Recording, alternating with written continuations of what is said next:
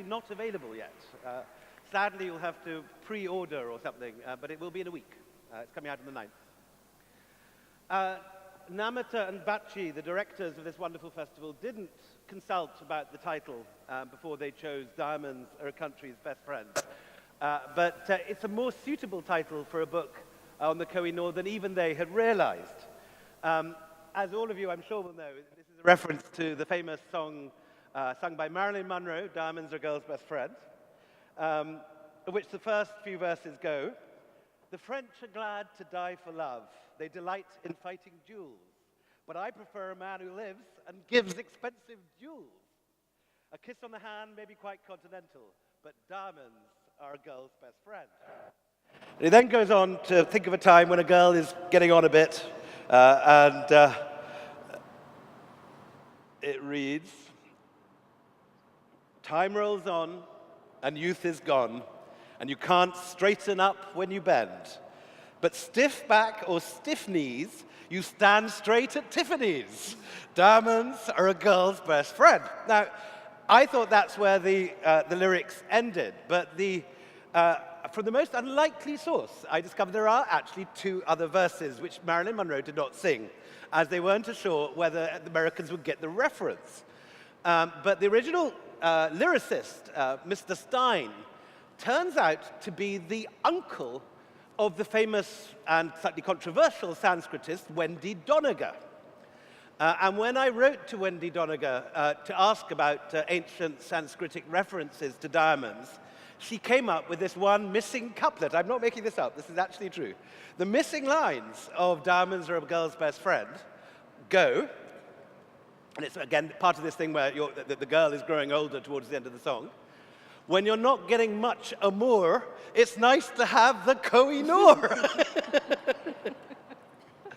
Anyway, so this story opens. Can we have the first slide? Can you see? You can see. You have the Koh-i-Noor in its current brilliant cut form. So Anita and I had an idea for doing something on the Koh-i-Noor for a while, since we did a panel together at an earlier Jaipur Festival event. But it suddenly became an urgent matter when, in April this year, the Solicitor General of India issued a ruling that the Koh-i-Noor was not an item of loot, that it was freely gifted by Ranjit Singh to the British. Now, this took people back on a number of levels and on a number of fronts, because while the history of the Koh-i-Noor is indeed shrouded in a great deal of mystery and confusion, one of the only things that is known about the Koh-i-Noor is how it passed to the British. And it did so on the 29th of March, 1849, when the 10-year-old Maharaja of the Punjab, Dulip Singh, was ushered into the Mirrored Hall at Lahore, and under extreme pressure from his British guardians, the 10-year-old boy was forced to hand over this diamond. This is a full 10 years after Ranjit Singh is dead. And what was so bizarre about the Solicitor General's ruling was that every single item that he said in this thing was historically easily provable to be wrong. And the more we investigated this bizarre circumstance, the more we found that this diamond, which of course is made of the hardest substance in the world, is in fact surrounded by a fog of the purest mythology. Almost every fact in the early history of the Koh-i-Noor that you read on the current Wikipedia page, for example, or indeed any of the previous books on this subject, is almost impossible to prove any piece of this myth. And when I was investigating this in April, originally just to write an article, an op-ed, in the Times of India after this bizarre and unhistorical ruling, Anita was working away writing similar pieces in London. And I came across a document in the National Archives of India, which is the first document written by the Brits immediately the week after the handover of this diamond in Lahore. And the Governor General, Lord Dalhousie, is writing to one of his associates in Delhi a young man called Theo Metcalfe, asking him to go around the jewelers and the royal family in Delhi, trying to find out what was the history of this diamond. And Theo Metcalfe, who was no scholar, and who was in fact a bit of a badmash, at this stage in his life, he had huge gambling debts, like dogs. Later in life, during 1857 rebellion, he graduates into a fully fledged war criminal and is called, even by his relations, Hanger Metcalfe, for his fondness for stringing up entire villages without trial. But this man, this crook, this badmash, is the man who puts together the bizarre gossip of Delhi to send to Lord Dalhousie, and more or less, the story that he conflated, shall we say, in 1849 is the story which is still told in every book, in every article, and it contains a huge list of stories about the Koh-i-Noor, how it was mined in 5000 BC at the time of Krishna, that it was put in the eye of an idol in the south, that it was raided by the Khaljis, passed through the Lodis and the Tughlaqs, that it passed into the hands of the Mughals until the last Mughal to hold it, Muhammad Shah Rangila, hid it in his turban. Nadir Shah, the invading Persian, heard that it was hidden in his turban from a courtesan, and craftily, as he leaves, organizes a turban swap so that it passes on to Persia. Now, in our research, we are pretty clear that every single item that I've just outlined there has no clear historical basis whatsoever. In fact, the first solid, clear, and ambiguous, 100% certain reference to the Koh-i-Noor that exists in the historical record that either of us have been able to find dates from 1750, a full 11 years after it left India with Nadir Shah. And it comes in an eyewitness report from a Persian historian called Muhammad Marvi. And the crucial bit of information that he contains is that it was on the roof of the peacock throne of the Mughals, attached to the head of one of the peacocks. And he says that he saw this along with the rest of Nadir Shah's loot from Delhi in Herat. I may well be wrong when this book is published. We will be out there for everyone to shoot this down. But I have worked very hard to find references earlier than this. And while there are many, many references to very large diamonds in Indian sources, particularly Sultanate and ultimately Mughal sources, there is no reference which is unambiguously to the Koh-i-Noor, which is odd because the Mughals in particular were obsessed with stones. Jahangir and Shah Jahan's greatest interest was their jewel collection, almost, along with architecture. And yet, there is not a single reference. And the reason seems to be that it was on the roof of the peacock throne. It wasn't part of the main jewel collection, which was shown to travelers. And it passed with the peacock throne into Persia. And it was only at this stage, after it leaves India, that it is removed from the head of a peacock and worn on the arm of Nadir Shah. It remains an armlet when it goes to Afghanistan, to the Duranis, and then passes to Ranjit Singh and hence to the British. So to begin at the beginning, until the discovery of the New World diamond mines in Brazil in 1725, all the world's diamonds came from India. Ancient Indian diamonds were never mined. They were alluvial. And to access them, you had to find ancient riverbeds which had dried up in deepest antiquity. And you sieve them. And you find them in the same way that, in the movies of Westerns, you see people panning for gold in the West. That is how Indian diamonds are found. And the huge mass of them are tiny little natural octahedral fragments, perfect little tiny crystals.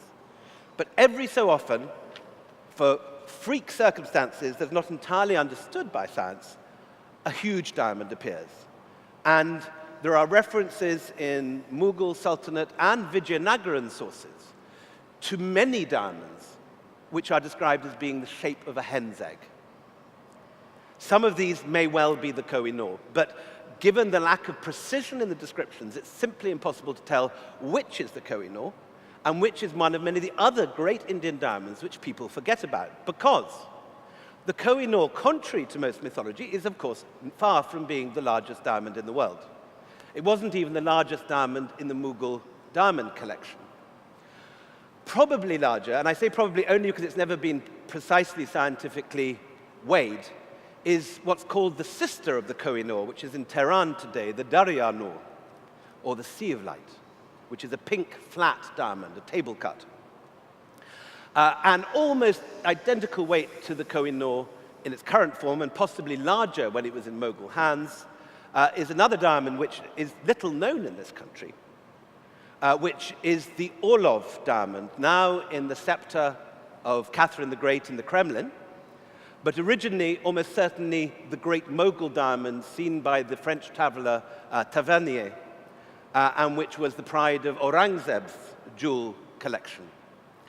And there are other references in the sources of Vijayanagara and in other Mughal accounts, particularly the Jahangir-nama, to other diamonds of this scale. So the Mughals had a whole rich variety of different diamonds, of which the Koh-i-Noor alone is remembered for a very particular reason, which Anita will go into, that it went off to the Great Exhibition and was put on the front page of every newspaper in the world as the ultimate symbol of colonial loot, which it has remained. But in terms of its actual size, rather disappointingly, on the last list of diamonds done by Lord Balfour in his a book called Famous Diamonds, which is considered the kind of last word on the gemology of diamonds, the Koh-i-Noor is actually the 90th biggest diamond in the world. And there has apparently been huge finds in the mines that were once belonged to De Beers in South Africa, which were recently passed over to the South African government, where there have been several enormous diamonds recently found, and the Koh-i-Noor probably is below 100 in the current ranking of diamonds in the world today. But diamonds were always more than the sum of their size. They particularly have a huge mythology here in India. They appear in the Puranas. Particularly, there's one stone associated with Krishna called the Syamantika gem. And what's fascinating about the Syamantika gem is it attracts mayhem wherever it goes. It's found by one of the Rajas of Dwarka. His brother takes it into the forest, according to the Bhagavad Purana, where he's killed by a lion, who is killed by a bear. Krishna has to go and get it back. When he gives it to his father-in-law is murdered, and so on and so forth. And so closely did this myth track the actual incredibly bloody history of the Koh-i-Noor, which resembles nothing so much as the episode of the Game of Thrones. When Anisha and I were working on this, we would compete with the atrocities with which our different... I did the first half of the story up to Ranjit Singh. She takes it on. But she beat me within about 5 minutes of the stone entering her bit of the book.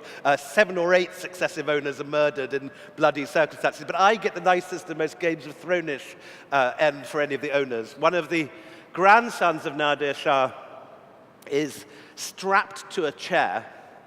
He has his head shaved, and he has already, by this stage, been tortured to reveal the circumstances of the Darya-Noor, which is now in the hands of his torturer. But he doesn't actually have the Koh-i-Noor, so he can't reveal it. It's now actually in Afghanistan. But his capturer, a eunuch called Aga Hussain, and a very nasty piece of work indeed, does not believe this. And so when he's unable to produce the Koh-i-Noor, eventually Aga Hussain makes a crown of paste on his shaven head and then pours molten lead over it. Very similar, again, to a kind of Game of Thrones-ish episode. But this is by no means the only or even the kind of most violent end reached by owners of the Koh-i-Noor. So it's there. The diamonds have an incredibly central role in Hindu mythology. They are an important part of Chola and Indian kingship. Ranking in court is very explicitly arranged according to what jewels different ranks of courtiers can wear and where they can wear them, and whether they can wear diamonds at all, which only senior courtiers can do. But as with everything in India, so much of Indian history comes from the conjunction of the ancient Sanskritic rituals of pre-Muslim India meeting a completely different set of ideas and theologies and mythologies coming out of Persia and the Islamic world.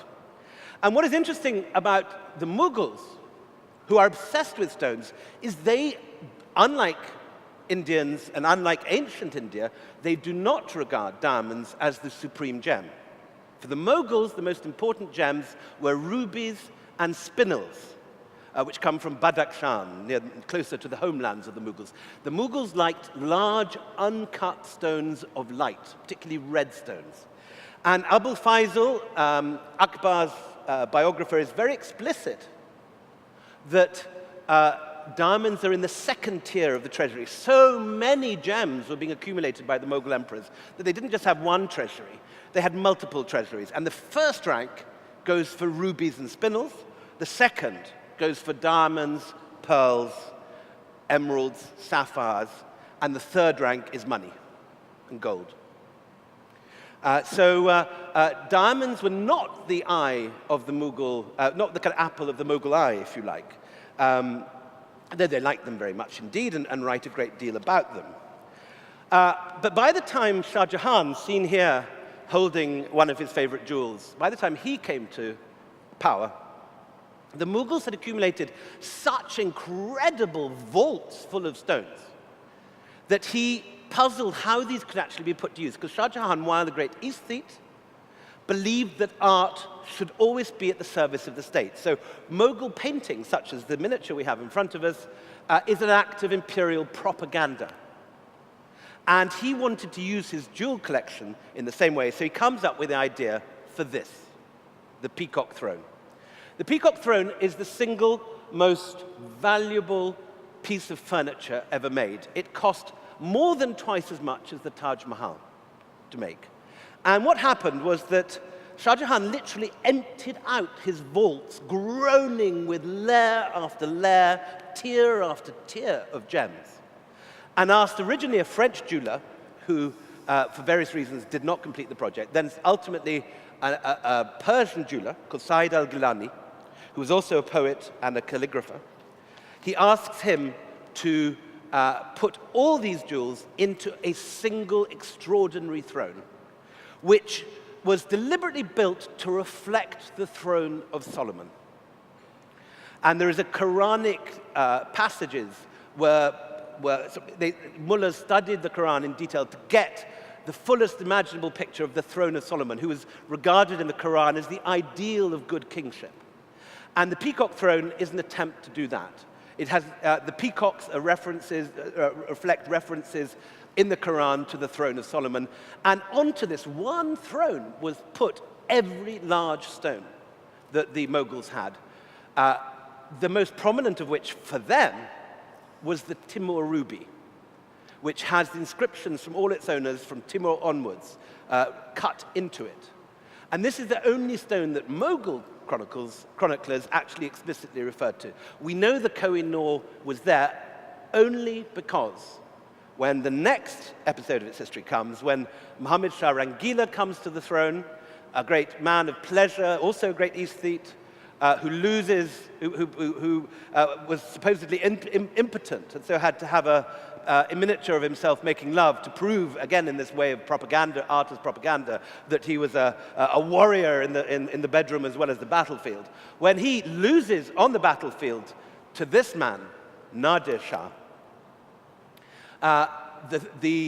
Nadir Shah defeats an army of 1.5 million Mughals. That's including all the support staff. 3 Mughal armies coalesce on the fields of Karnal in 1739. And they are defeated by a small force of only 150,000 Persians who are armed with the latest gizmo. And Nadir Shah, who's a brilliant strategist, takes his army from Persia, defeats the Mughals in Afghanistan, comes down the Khyber Pass.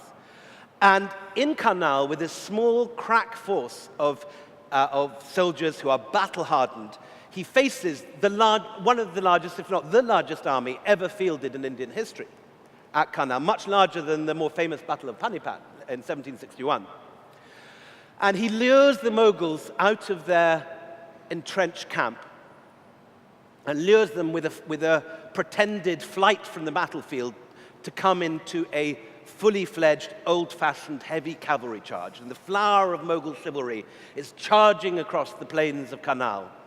And at the last minute, the front line of light Persian cavalry parts on either side like a curtain, revealing ahead of them Nadir Shah's crack gizmo, which is the Persian swivel gun. The Persian swivel gun is a very heavy musket which rests on the neck of a horse on a tripod and has an armor-penetrating bullet.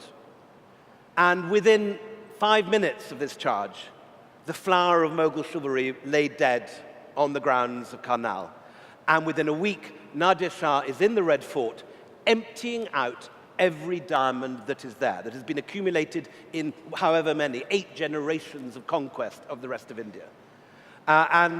We've heard a great deal from Shashi Tharoor about the British looting of India in the 18th and 19th centuries, and we did what we could to strip this country of assets, but we were pathetic compared to Nadir Shah, who cleaned up on a scale far greater than any sort of grubby Brit could manage. And Nadir Shah leaves with 10,000 elephants, 12,000 carts. He spends a month just melting down gold into nuggets portable by elephant. And this huge loot is taken off, bag and baggage, to Persia. But if you look up Nadir Shah's invasion of Delhi on Wikipedia or any history source, you always say he took the Koh-i-Noor back with him. That is not referred to in any of the Dutch eyewitnesses, the French eyewitnesses, Indian eyewitnesses, or any Persian source except this one source, Muhammad Mavi. And the reason it's not referred to is that every eye was not on a single jewel, but on the peacock throne, which he took. Every source talks at length about the peacock throne being dismantled and taken off. And the Koh-i-Noor, we know from Mavi, was just the head of one of the peacocks at this stage. And so the frustrating thing for a historian of the Koh-i-Noor, how much longer have I got? 5 more minutes? You're over already. I'm over, okay. So just to accelerate towards the conclusion, before I hand over to Anita. The frustrating thing is we know how the Koh-i-Noor left India, but there is not a single solid reference to this stone. It could be the stone of Babur, which is referred to in the Baburnama, which he says came from the Khaljis. It could be a stone referred to by Garcia del Orto as being the greatest stone in Vijayanagara. All these stones were there. There were many great diamonds. But the Koh-i-Noor did not become famous, as Anita will tell us shortly, until it got to Ranjit Singh. For the next 2 generations, with Nadir Shah and then the Ahmed Shah Abdali, is that showing? Yeah, we got the next slide. It's not coming up on the monitor. I hope you can see it. When Ahmed Shah Abdali gets his hands on it, and then this is his grandson we have here. It's not a dwarf from The Hobbit, as it looks. It's actually Shah Shuja-ul-Mulk, who's the grandson. For 3 generations, it stays in Afghanistan, strapped on the arm of successive Durrani monarchs. Ahmed Shah Abdali, then Timur Shah, then Shah Zaman, and finally Shah Shuja. And Shah Shuja and the Damari always wear it along with this more famous stone, the Timur ruby, which we hear a great deal. It calls different names in different places. The Ain al-Hur, the Eye of the Huri. The Fakraj ruby is another name for it in Afghan hands. But for the first time, the Koh-i-Noor is worn on its own as the supreme diamond, the supreme gem, is when it gets back to India. Ranjit Singh tortures the son of Shah Shuja in front of him for him to reveal the hiding place of the Koh-i-Noor. And when it is handed over, Ranjit Singh, when it's handed over by Ranjit Singh by Shah Shuja to Ranjit Singh, for the first time, the Koh-i-Noor is worn alone on the arm of Ranjit Singh and is, for the first time, regarded as the supreme jewel. But its real fame, as we will hear from Anita, is when it passes from Ranjit Singh's successors to the British. Thank you very much, William. William, you're amazing.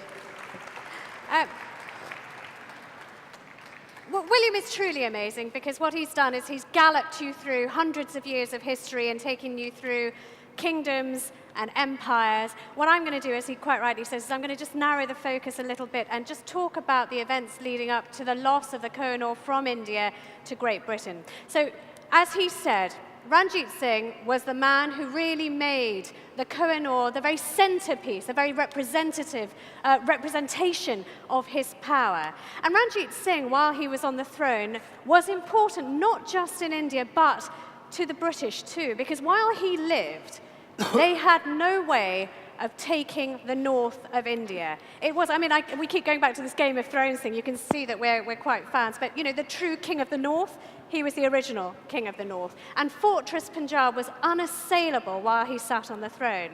However, when he died, something very different happened. So, as William said, we have been competing on body counts here. I go into a lot of detail in the book about the gruesome ends of some of the people that you see on the screen. But just as I tell you, there was such a vacuum left when Ranjit Singh died that Punjab lost, in the space of 4.5 years, 3 Maharajas, 1 Crown Prince, 1 Dowager Queen, 1 Prime Minister, and numerous aristocrats, all in this struggle for power. Shall I just go into a little... Yep. You know what? I'll share a little bit of the horror with you, because it's quite fun. So the man you can see in the red, the top left-hand corner of your screen, is Karak Singh. Karak Singh was the son, the eldest son of Ranjit Singh.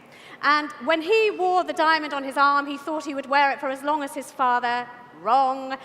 He barely wore it for a couple of years when his nobles turned against him and slowly started to poison him to death. It was a horrible, gruesome, drawn-out end. His son, Nonihal, the young man that you see in that yellowish picture on the top row, had barely left his father's cremation. The embers were still hot when he was mysteriously crushed by a piece of falling masonry, which, by the way, fell from an arch in the Hazuri Bagh, a garden which Ranjit Singh had constructed to celebrate his ownership of the Kohinoor. An accident, they said. There were a lot of accidents going on at this time. No mistaking what happened to his mother, though, for an accident. The woman you see there, Chand Kaur, she, like her son, was bludgeoned to death, but by her maids who were brushing her hair. So instead of brushing her hair out, they took bricks to her skull and caved it in.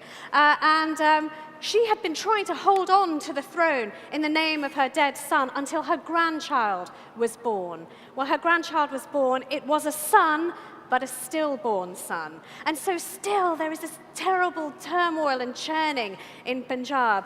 And the last man to take the Kohinoor and strap it to his arms here in this picture is Sher Singh, Maharaja Sher Singh, who himself meets a rather gruesome end. His kinsmen come to the palace. They say, we want to show you a new rifle. It's fantastic. You like hunting. And by accident, it goes off in Sher Singh's chest. The kinsmen, however, are really quite hard pushed to explain how by accident it also goes off in his face, and by accident how the crown prince is found elsewhere in the palace, chopped to pieces by sabers. So you get an idea of this space that is left after Ranjit Singh, which fills very quickly with lakes of blood, until in 1843, the last man standing is no man at all, but is this rather beautiful, doe-eyed boy, the youngest son of Ranjit Singh. And he is declared Maharaja of the Sikh Empire. Now, this is a really quite strange choice. This is not what anybody expected in Punjab, because Dalip Singh, apart from being the youngest in this line, I mean, all of his other forebears have happily murdered, poisoned, bludgeoned, and shot each other to death, which is why he gets this chance at the throne. But also, his mother is low-born. His mother, this is a representation of her, is an extraordinary woman called Rani Jindal. Not just one of my favorite characters in this book, but one of my favorite characters in all human history. Her father was the kennel keeper for Ranjit Singh, the master of the hounds. And when he marries Jindal, he's 55, he has a white flowing beard, one eye, pockmarked face, he looks like an old man, and Jindal is said to move with the sensuality of a dancer. She glides like water, they said. She was beautiful. And she has this son, Duleep, and nobody thinks they're going to amount to much. Of course, now Duleep is on the throne. The nobles of the court think they have this puppet they can mold in their own image, that as he sits, yes, he can sit with the Kohinoor strapped to his arm, sure, but everything that comes out of his mouth, they will put in there. Jindal has some very different ideas. She decides to come out of the zenana, out of Purda, and rule as regent with her chubby baby on her lap. Now, you can imagine, in the Sikh court, full of macho men, this is hard for some to take. Not only are they taking orders from a woman, they are taking orders, which is hard, right, Willie? I boss this poor man around so much. But also a low-born woman at that. And so there are rumblings of discontent throughout the court. And watching very closely, suddenly things starting to pull at the seams, are the British.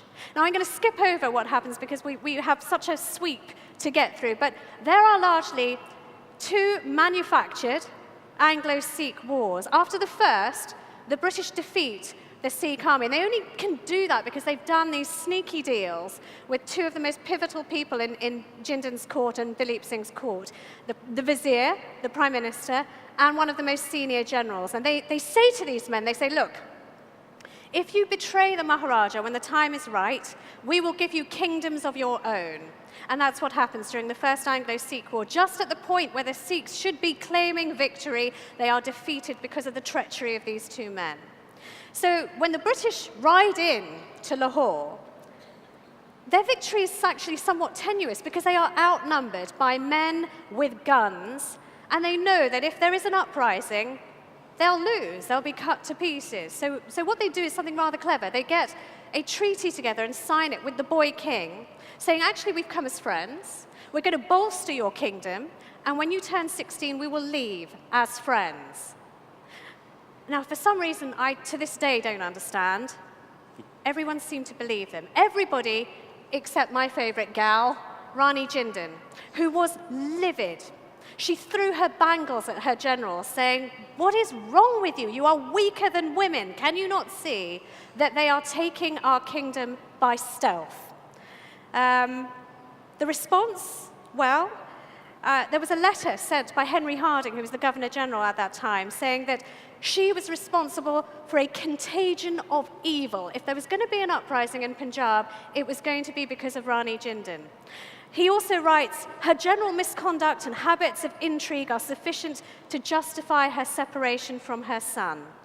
And that is precisely what happens. In 1847, they drag her screaming from her one child, her one and only son, and they lock her in a tower. This boy is 9 years old at the time. He now has no one around him except for treacherous viziers and treacherous generals. He is all alone. And his supreme bad luck is that there is very soon a new man in the Governor-General's position. His name, James Andrew Brown Ramsay. You know him and you've heard about him, William mentioned him, the Earl of Dalhousie. Now, Dalhousie is a young, thrusting, ambitious man who wants to make his mark. And he is not content with this sort of partial ownership of Punjab. He wants it all. And he especially has his eye on the Kohinoor. So the Second Anglo-Sikh War is really largely his work. And he has had time to pour in men and logistics to smash the Sikh empire once and for all. And they do that with great and ruthless efficiency. He also decides that it is time for Duleep Singh to leave Punjab. And they force a second treaty on this boy with nobody there to advise him, where he signs over his kingdom, his fortune, his future, and his Kohinoor. If you look in the book, we have sort of reprinted the terms of that treaty, and the Kohinoor is way up there, just showing that kind of obsession already with this, as William put it so beautifully, this mark of colonial muscle that comes in this rock shape. And this the picture that you've already seen is Dilip Singh the first time signing over to Henry Harding. Dilip is then put into the care of this man when he's forced and exiled from Punjab, a very nice man called John Logan, a Scotsman, a doctor, and his wife, Lena Logan. They take care of the boy. And in their care, hundreds of miles away from home, hundreds of miles away from everybody and everything he has ever known, in Fatehgarh, which is now in UP, Dilip Singh learns to act like an Englishman. He learns his Shakespeare. He learns to read poetry, plays parlor games, and most crucially, he reads his Bible from cover to cover.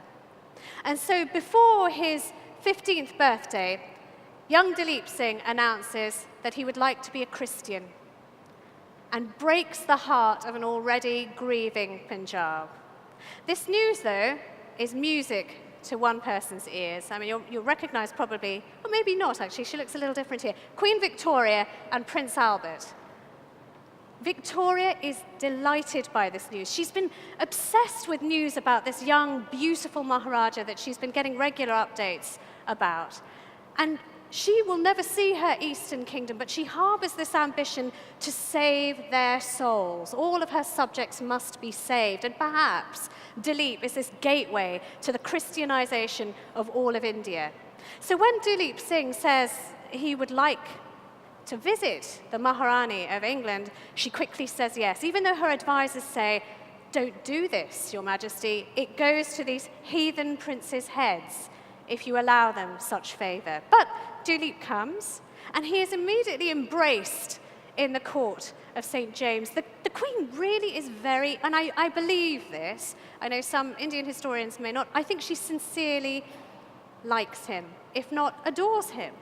So she takes him into the inner sanctum of Osborne House, which is in the Isle of Wight, where she only took the most trusted people. He plays with her children. He becomes part of the family. The two of them sit opposite each other for hours on end, sketching each other, really tender little sketches which exist in Osborne House. And just before his 16th birthday, she commissions this painting by her favorite court artist, a man called Winterhalter. I just want to show you a little detail from that. Can you see around Dilip's neck, there's a little cameo of Queen Victoria. And for most of his life, he would wear a cameo of Victoria. That one you can see, another he wore next to his heart. So there was real mutual affection between these two people. And you can see, of course, he's dripping with jewels, dripping with gems. One gem is conspicuously missing. The Kohinoor, which, had he remained on the throne, would have been strapped to his arm. And as Lena Logan writes in her diaries, his guardian, there is no one thought that haunts the Maharaja, no loss that upsets the Maharaja more than the loss of the Kohinoor diamond. So where is it? Where the hell is this diamond? Well, the truth is it has come to England even before Dilip Singh. So in 1850 rather, it sails to England. There is a fantastic story. It's actually Willie's favorite story, I think, that I dug up, which is about how it came here. And it sort of bolsters that. I don't think we have time. How much time have we got? I don't know how much time we've got, actually. Well, shall I tell you, if anyone sort of drags me off, that I will sort of curtail this. But there was a ship that was commissioned right from here, from Bombay, to take the gem to England. And had the crew known what they were carrying, they might have dumped it over the side before they even set sail. Because by now, this idea of a curse was really taking hold around the Kohinoor. So many people had died in its background. They may not have wanted to carry it, but they didn't know. It was a circle of three who knew that this gem was on board. And oh my goodness, what that ship went through. So first of all, just a week and a half into the voyage, cholera breaks out on the ship. The men start falling like ninepins. The lower decks stink of death and sickness. So the ship is limping in towards Mauritius, and they think, thank God, okay, we'll get some clean water and we'll get some medicine for the men. But the people of Mauritius say, you're not bringing that plague ship anywhere near us, and they threaten to blow the ship out of the water if it comes any closer. And they send it on its way with just a few supplies and hardly any medicine at all. So the men, who are already feeling ghastly, then think, okay, we just have to make it to England, just have to make it to England. And they are then hit by a terrible typhoon, which almost splits the ship in half. When they come to England and they find out that the Koh-i-Noor was on board, they might have been forgiven for thinking that this was a ship that was dragging them all to hell. And William also mentioned that really the Koh-i-Noor took on this aspect of a rock star when it was shown at the Great Exhibition. So the Great Exhibition was a brainchild of Prince Albert, who wasn't actually much in favour with the British people. This was his way of showing that he was good enough for Queen Victoria. It was meant to be the greatest show on earth. A massive glass edifice was constructed in Hyde Park. People said that it glinted like the Koh-i-Noor, and posters went up, and the Koh-i-Noor was a star attraction. Some 3 million people would file through the doors in an attempt to see the Koh-i-Noor. I think that is like a third of the population at the time. I think that's, I mean, an extraordinary number of people. The queues would go for miles around. And there it was, the Koh-i-Noor was displayed in a gold cage, a little bit like a ferocious animal. But, it failed to impress, spectacularly failed to impress. People had heard so much about the Koh-i-Noor diamond, they were expecting some glittering, shining thing, and what they got was the rose-cut diamond, which does not sparkle. The way the Mughals cut it, it just doesn't sparkle. And so the press turned from fascination to mockery. I mean, this is just one of the cartoons that appears, that people started wandering off to a lump of quartz, thinking that must be the Koh-i-Noor. And Albert tried again and again to relight the diamond, putting gas lamps around it and mirrors around it, turning it into a sauna so that people who would turn into this tiny little enclosure he made for the diamond were passing out because of the heat of it. It spectacularly failed, and the press turned against it. They started talking about the Koh-i-Noor as if it was some kind of naughty child that wasn't behaving itself. So what happened was, Albert decides this will not do. He will have the diamond recut.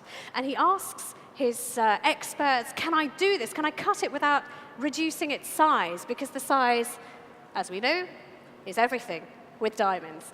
So they tell him, yes, you can do it. You can cut it. They are absolutely wrong. They almost halve the diamond size in the recutting. This is still, the man who cut the first facet is the Duke of Wellington, famous. He was 83 years old at the time, and it was very symbolic. India meant an awful lot to Wellington, and if you read any of William's books, you will know why. But they encased the diamond in lead, so that if he did have a little senior shake, he wouldn't wreck the whole thing. But this is a representation of the cut. And this is the representation in the papers. It was like people used to gather around the shed as if they were around a hospital ICU unit waiting for a critically ill patient to come out. And here you can see, this is before the Elephant Man, but the Koh-i-Noor is represented as some hideous monster who's going in for some surgery. But it was cut. It was cut to the shape and the glitter of the diamond that if you go to the Tower of London, you will see in the Queen Consort's crown. And Victoria wore it, and wore it with pride, to some of the most important state events. Now, I'm sort of aware, shall we stop there and take questions, or shall I keep going? Oh, shall I keep going? I'll keep going. Until we're pulled off. Okay, until we're pulled off, I will. Because this story just gets better and better. Honestly, it's kind of, I know you felt this as well, we talked about this, but we would keep sort of sending notes to each other that this ached. It was such a good story, burning through the page. Victoria has the diamond, she also has the Maharaja. But then things change. Rani Jindal, who I told you about, I sort of think of this a little bit like a game of chess, that the black queen and the white queen. What have we got? 7 minutes. 10 minutes, okay. Very quickly then, Rani Jindal comes back into Dilip Singh's life. In 1860, she's escaped from prison, and she's living, she's claimed asylum in Nepal.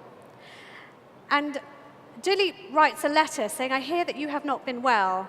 And the letter is intercepted by the British, and they're all in a panic. What do we do? Can we let this Harridan witch woman back into his life? How can we stop it? He's a favorite of the Queen. And they allow them to meet, as long as they meet far, far away from Punjab. And so they meet in Calcutta at the Spence Hotel, which is one of the grandest hotels in the world at that time. And Jindal will now not be separated from her son. She absolutely refuses. She says, wherever he goes, even if he goes to hell, Even if he goes to the land of my enemies in England, I will not be separated from my son anymore. You can kill me, but I won't. And so she does come to England. And all the while, she's whispering in his ear about everything that he has lost, about the Koh-i-Noor, about a legend saying he will get it back and he will get his kingdom back. It is prophesied. And this turns his head. The British start discussing, actually, whether they should throw her in prison again, but she takes the decision out of their hands. In 1863, she passes away silently in her sleep. But the poison, like the slow poison that killed Dilip Singh's own uncle, it's coursing through his veins now. So even though he does everything that's expected of him, he buys a beautiful house, he has a family, he decks it out like Lahore, the Lahore he will never see again. This is the inside of his house, by the way, in the Suffolk countryside. You couldn't get a more English place, the green and pleasant land. He has a family, but he is not the beautiful man he once was. He's being eaten from the inside out with bitterness. He's drinking, he's carousing, and he is fighting with the government to get his money back, and he also keeps mentioning the Koh-i-Noor, which is a nightmare for the British authorities. He also threatens to wage war against Queen Victoria. The woman he once loved, he now refers to as Mrs. Fagin, the receiver of stolen goods.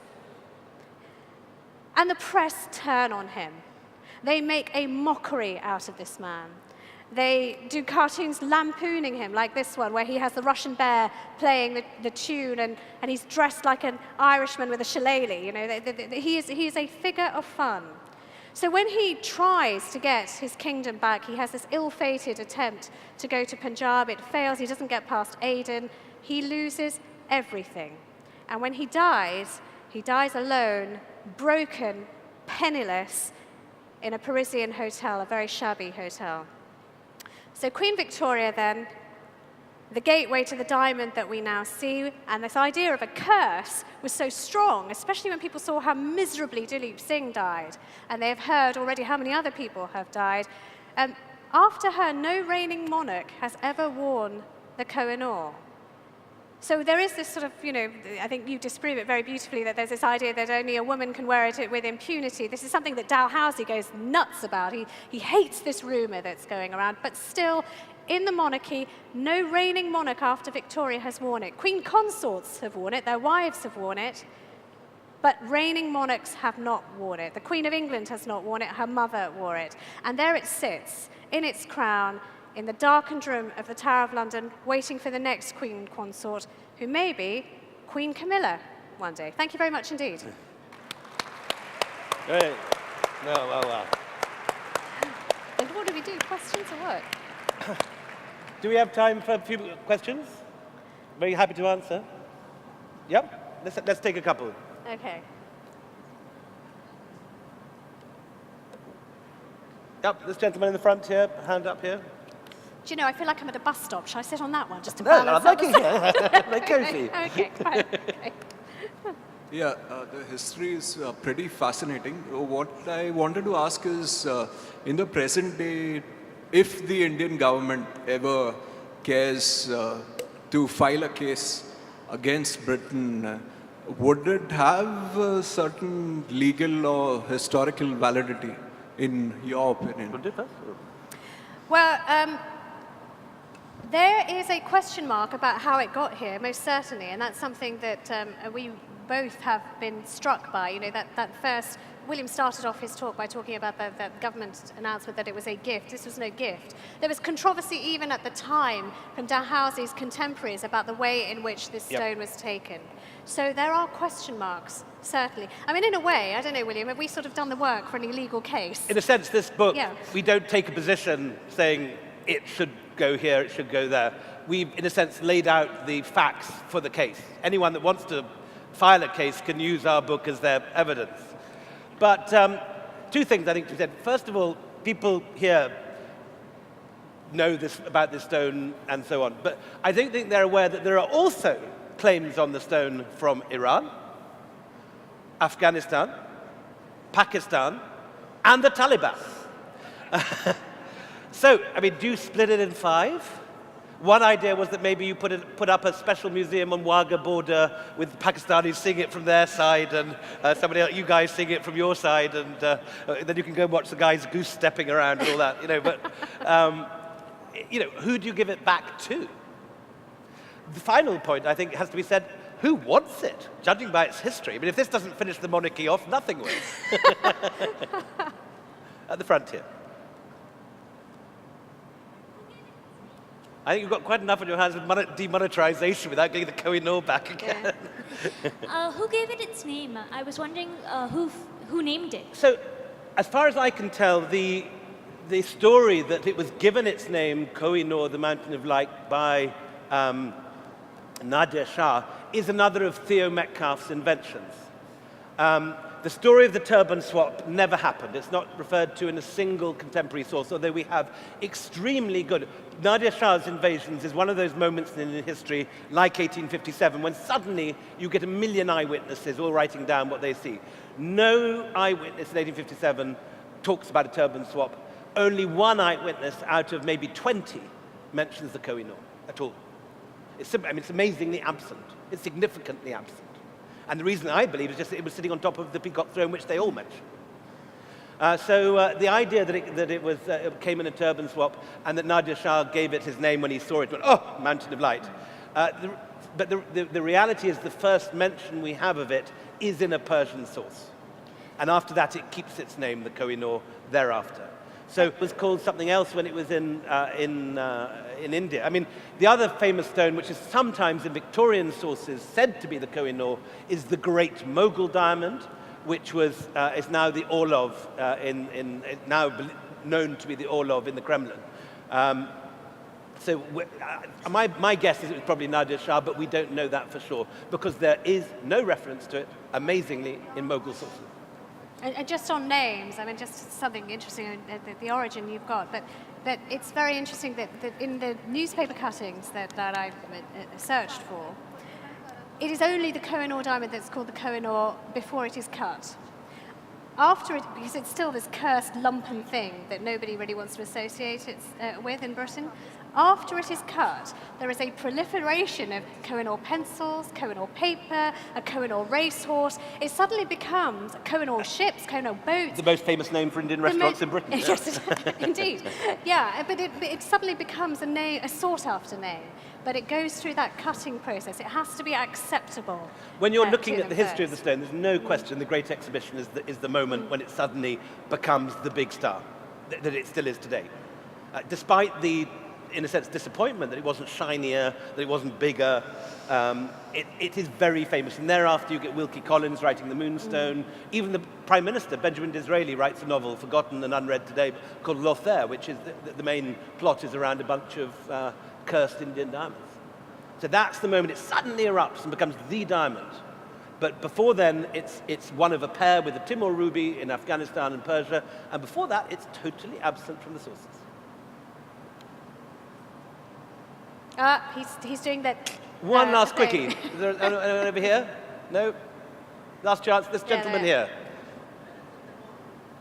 The Timur ruby is now part of the Al-Thani collection in Kuwait.